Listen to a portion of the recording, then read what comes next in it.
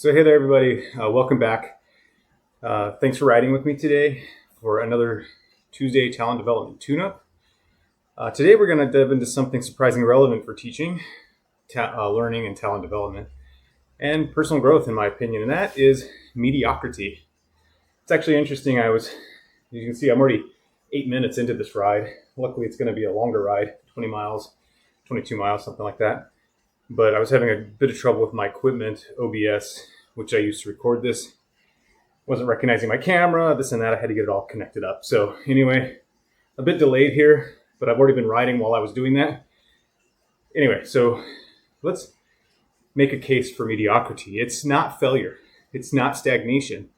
It's really the middle. And in fact, often when I ride, I'm in the middle. I'm actually kind of towards the back now on this ride, 166 out of 199. But again, I'm not really doing this ride to get out there and crush it. I'm doing it for some exercise and to talk to you. But mediocrity is not failure. It's not stagnation. It's the middle. The steady, sustainable space, honestly, where most learners live and grow. And if we as educators, trainers, talent development professionals can embrace the value of the middle, I think that we can create more humane, encouraging, and effective learning environments. So that's going to be the topic of today's discussion. Just ride along, talk with me. Let's talk about mediocrity. So what does mediocrity really mean? Let me switch screens here so you don't have to look at everything. You don't have to necessarily stare at me this whole time. Let's talk a little bit about mediocrity. One of the earliest English definitions of mediocre actually comes from a book in 1586, English Secretorie.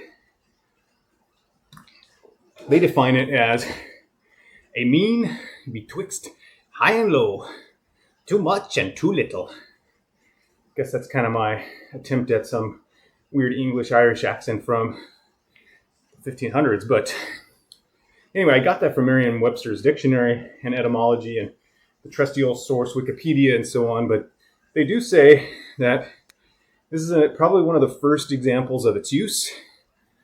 And what does it mean? It means a balanced, moderate space, neither extreme nor deficient. And honestly, that's where many learners operate. Companies like EAB even refer to this as the Murky Middle learner. The learners who aren't in crisis but aren't soaring. They're navigating ambiguity, balancing competing in commitments, gaining confidence, losing their confidence, and ultimately regaining it. This isn't a deficit. Mediocre actually is the landscape of learning. So I think we really need to embrace mediocrity a lot more in this sense of the meaning. So let's talk a little bit about that today. Before diving too far in, let's talk about where it really comes from. This kind of speaks to my heart because I'm a communication scholar. Now, by no means am I an etymologist. By no means am I a linguist. And in some cases, I may be wrong. But this is based on my research through the etymologyonline.com, this and that. So it's the Latin root is mediocris, literally meaning halfway to the top of the mountain. That's why I had that image in the slide today for my thumbnail. And halfway is exactly where we meet most learners. It's not necessarily just beginners who are in the middle, not only the experts who are in the front, they're in the middle. It's that productivity, that messy middle where effort matters more than perfection. If we reframe mediocrity as evidence of progress, not deficiency, it fundamentally changes the way we coach, encourage, and support learners. For me, cycling is all about being in the middle. You want to be in the peloton, the platoon, right there in the middle, not falling behind, not necessarily getting far ahead, being collaborative, all of those things. So I think that's ultimately where we want to find ourselves. Let's go ahead and take a look at me riding along here. I'm making up a little bit of distance on some folks. We're just going to do a fun little ride today. Short little 22 miles.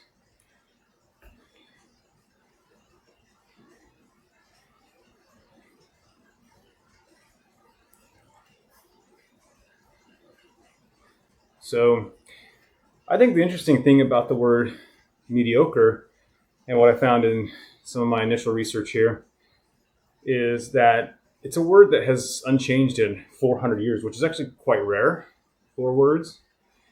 In many ways, it's always meant moderate, middle, steady. Although I think sometimes when we think about it today, it can be used a little bit pejoratively. Oh, you're just mediocre. But that's really not a criticism. Being mediocre is okay. To be honest, it's where most of our teaching and talent development, truly lies. Not in the high-performing bursts, not necessarily in the crisis moments, but in the ordinary, durable, everyday, prosaic effort that slowly, reliably builds competence. It's kind of like the mountaineer, right? Or the cyclist who trains to climb. Slow and steady every day, building up that endurance.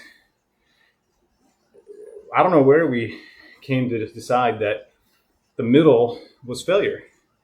It's not. It's really a work site, to be honest.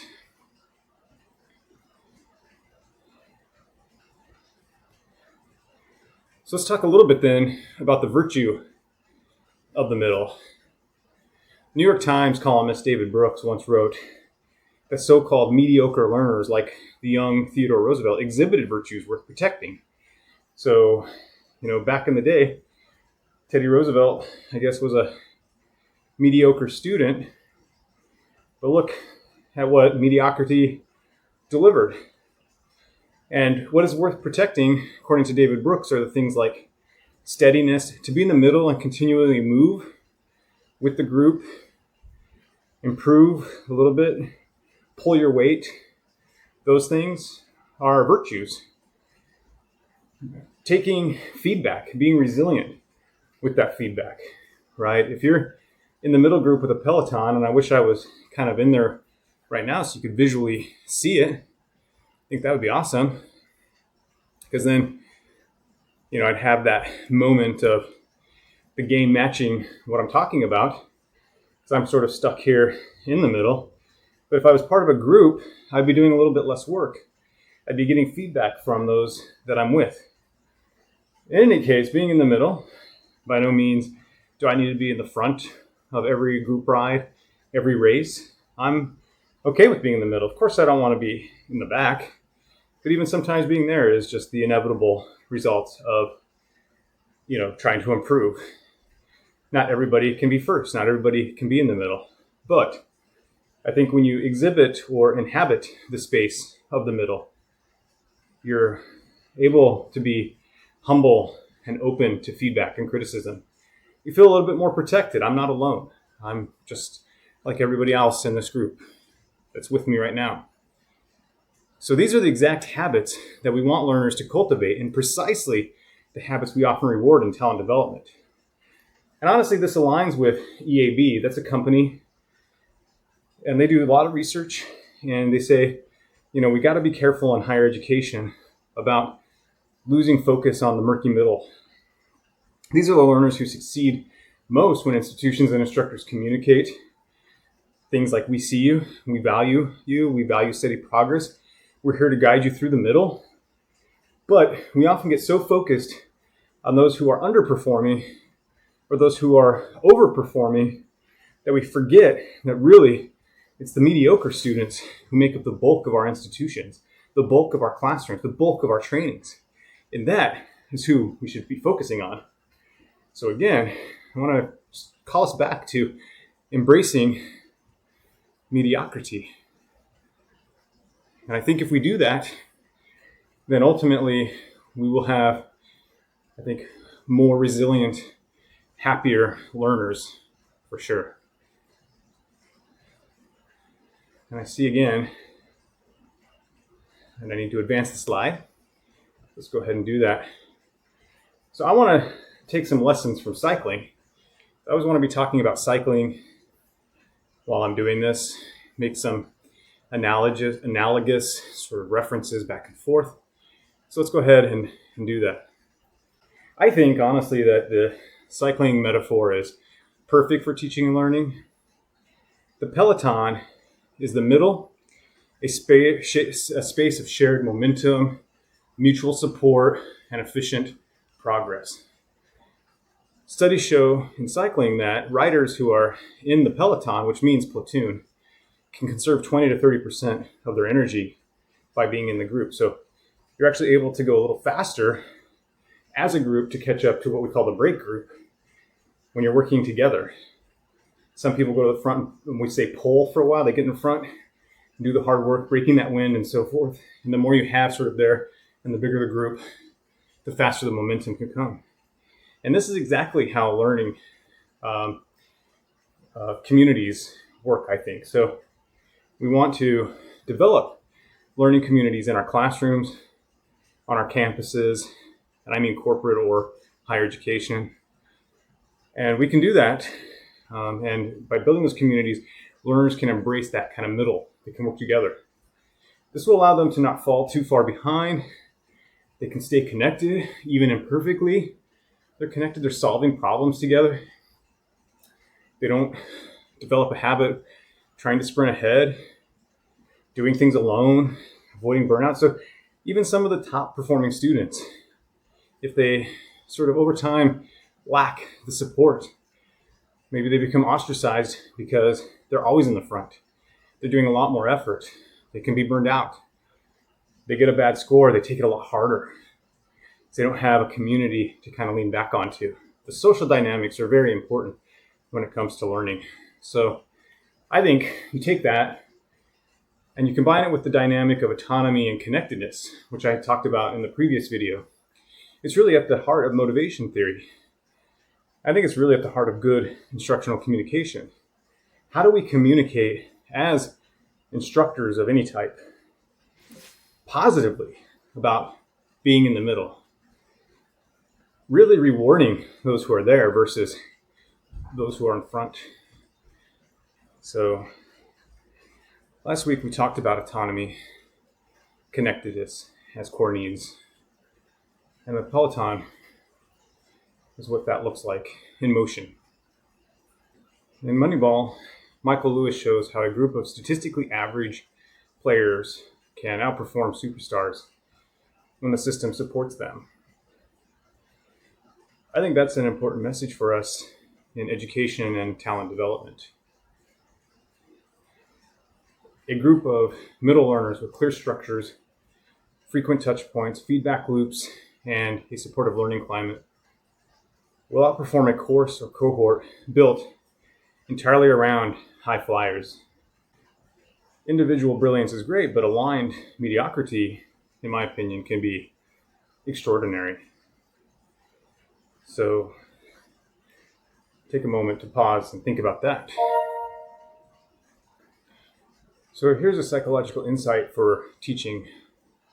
When we normalize being in the middle, learners gain freedom.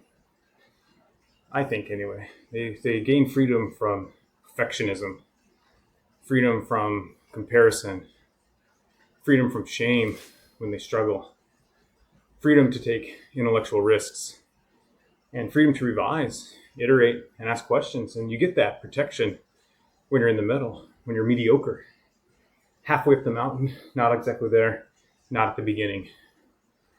Perfectionism, to be honest, is paralyzing. I think mediocrity is liberating. And that's why I wanted to cover this topic today.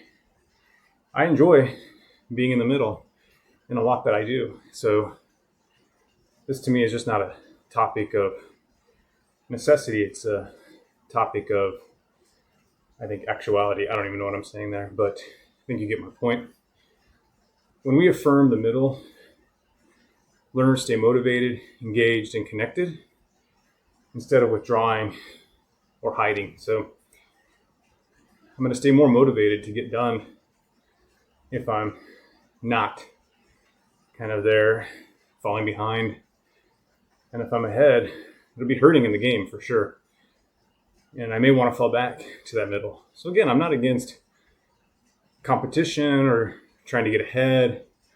I'm just saying it's okay to be okay with the idea that being in the middle is actually okay, if not good.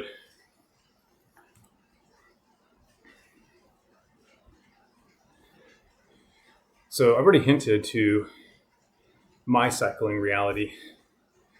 I think it reflects ultimately my approach to cycling and teaching. I'm not the KOM rider. I do get a few KOMs in this game. I'm not a standout performer. Oftentimes when I'm riding, I'm kind of in the middle. I'm not as far back as I am today because I'm going pretty slow, but I'm okay sort of being in the middle. Even in competitions in real life, I usually fall somewhere in the middle. I try to stay in with the group, and sometimes that means I have to ride a little slower than I'm normally accustomed to. And that's really okay.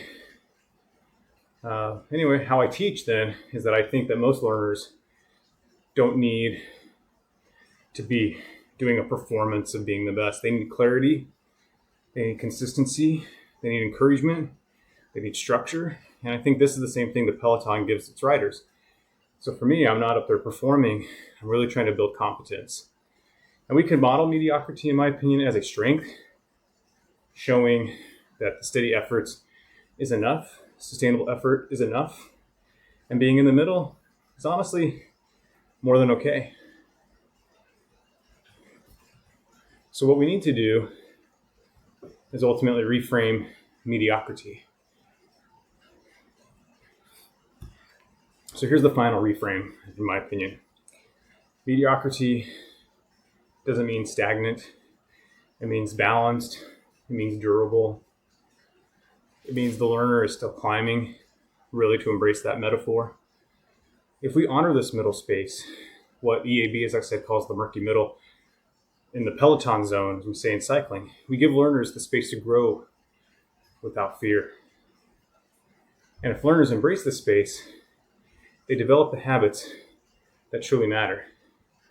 Staying connected, accepting help, giving help, pacing their effort, avoiding burnout, and moving steadily toward the summit. The middle is not where learning stops. It's where learning happens. And if it's where we, as educators and trainers and talent development professionals, can do our most meaningful work, then we really want to reframe and embrace mediocrity. So with that said, I hope you enjoyed this Talent Development Tuesday with me, or Tuesday Talent Development Tune-Up. If you'd like, you can follow me on YouTube. I have a channel where this one goes. That's the Craig Engstrom one. It's where I host a lot of my teaching videos that are hidden just for courses, but I'm trying to develop things there, place some of my tutorials there that may not fit my primary channel on Craig Engstrom. I do primarily presentation videos, talk about public speaking, good design, and presentation aids.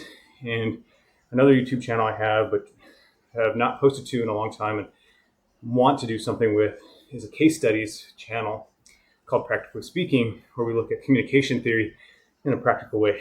In any case, I hope that you'll follow me on LinkedIn, connect with me there, and hopefully you enjoyed this video. Hopefully you got something from it as I rode and talked. And if you'd like, you can stick around and watch me complete this ride. Until we meet again, happy teaching and learning.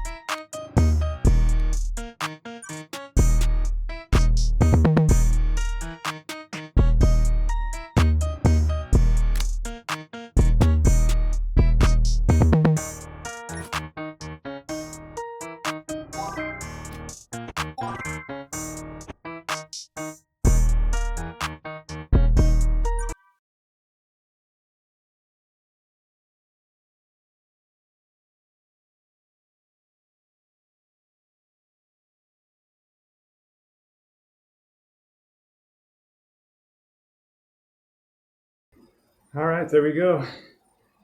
Pretty long ride, 25 miles it's going to be. And yeah, I was trying to go for 101, but ended up at 102. So not too bad. I made up some distance, and I think that's almost the mode, right?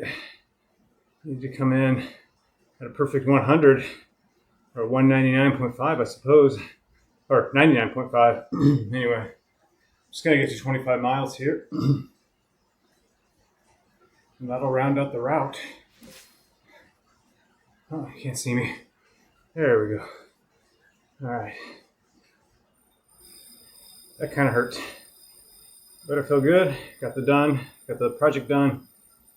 And again, still learning. Made some mistakes that I would like to repeat. Got to work on my flow a little bit, but generally I think I've improved since the first one. Still mediocre though, and that's all right. All right, so enjoy my cool down. I'll check you later.